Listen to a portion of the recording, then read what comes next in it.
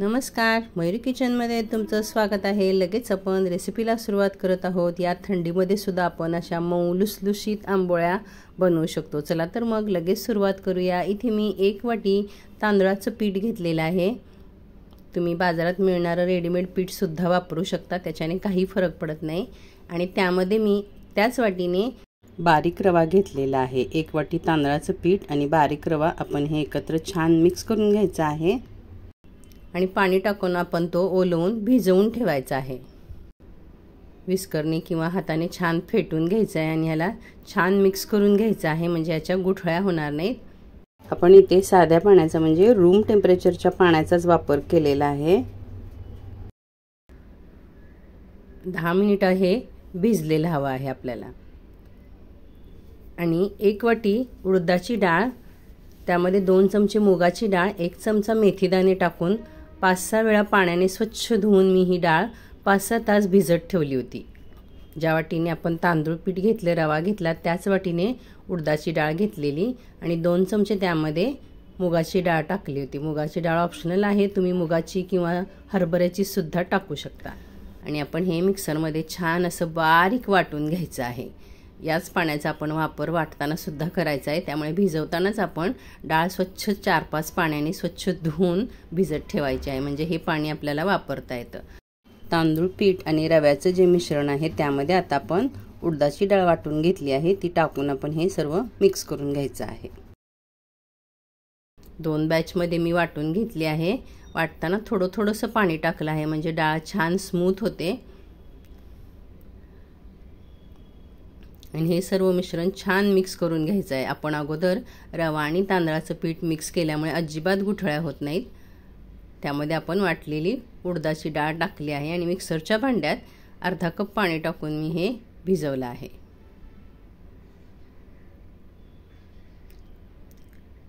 हे एकसारखं आपण मिश्रण तयार करून घ्यायचं आहे। अशा पद्धतीचं आपलं हे मिश्रण तयार झालेलं आहे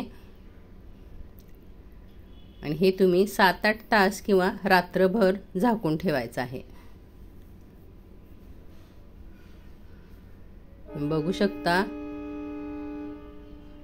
मस्त असं पीठ हलकं एकदम कापसासारखं मऊसूत झालेलं आहे। नाहीतर थंडीमध्ये आपल्याला पीठ आंबलं नाही तर आंबोळ्या कशा छान होतील असा प्रश्न पडतो, पण आपण तांदूळ न भिजवता तांदळाचं पीठ आणि रवा वापरून हे मिश्रण बनवलं आहे।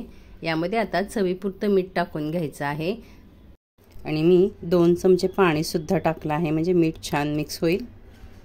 आणि सर्व मिश्रण आपण हे छान मिक्स करून घ्यायचं आहे। तुम्हाला हवं तेवढं वापरायचं आहे। हे फ्रीजमध्ये तुम्ही ठेवू शकता, 4-5 दिवस हे तुम्ही वापरू शकता।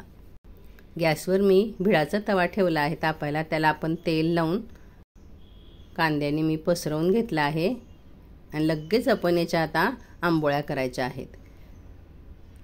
उडदाची डाळ पटकन वाटली जाते, तांदूळ वाटायला वेळ जातो, वेळ नसतो, किंवा तांदूळ कधी आपल्याकडे जाडे तांदूळ असे नसतात, तेव्हा आपण असं तांदळाचं पीठ वापरून मऊसूद अशा आंबोळ्या बनवू शकतो।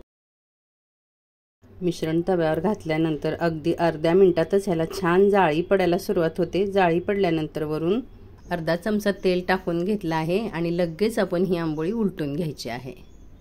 मस्त अशा खरपूस होतात, चवीला सुद्धा खूप छान होतात आणि पटापट निघतात, चिकटत नाहीत, काही नाहीत।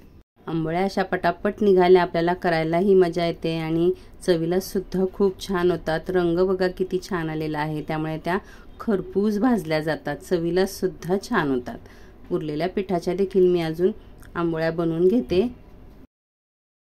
उडदाची डाळ तर 1-2 तासामध्ये भिजते छान आणि वाटता येते, पण तांदूळ 5-7 तास भिजवावे लागतात। कधी आपल्याकडे हे तांदूळ नसतात सुद्धा, तेव्हा आपण असं रेडीमेड तांदळाचं पीठ वापरून आंबोळ्या बनवू शकतो। अशा झटपट होणाऱ्या सोप्या पद्धतीने आंबोळ्या एकदा जरूर बनवून पहा। अजूनही तुम्ही माझ्या चॅनलला सबस्क्राईब केलं नसेल तर सबस्क्राईब करा आणि रेसिपी आवडल्यानंतर एक लाईक देखील करायचा आहे। सोबतच बेल आयकॉन सुद्धा क्लिक करा, म्हणजे येणाऱ्या नवीन रेसिपींचं नोटिफिकेशन तुम्हाला सर्वात प्रथम मिळेल। या आंबोळ्यासोबत खाण्यासाठी मी 2 चटण्या ठेवलेल्या आहेत। एक सुकी लाल चटणी आहे आणि हिरवी चटणी आहे। याआधी मी चटण्यांच्या खूप रेसिपी अपलोड केल्या आहेत, त्याच्या लिंक मी देते, चेक करा। एक लाल चटणी आहे जे खोबरं, शेंगादाणं, लसूण, लाल तिखट याची बनवली आहे आणि एक हिरवी चटणी आहे. ओलं खोबरं नसेल तर आपण डाळं, कोथिंबीर, पुदिना, हिरवी मिरची याची साधी सोपी चटणी आहे. तर जरूर करून बघा आणि लिंक चेक करा. तर या थंडीमध्ये अशा झटपट होणाऱ्या मौसूद आंबोळ्या जरूर करून बघा. रेसिपी आवडल्यास चॅनलला लाईक करायला विसरू नका. भेटू आपण पुन्हा अशाच एका रेसिपीसोबत. धन्यवाद.